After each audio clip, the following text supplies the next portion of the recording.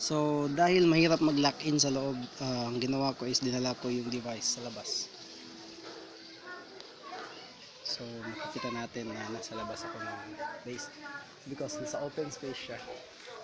And first is you'll see, first yung manonotice is magbi-blink yung GPS module. Same code, same connection, dinala ko lang sa labas.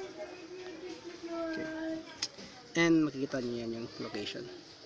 Latitude 6.930083, longitude 122.044380. Mayroon tayong date and time.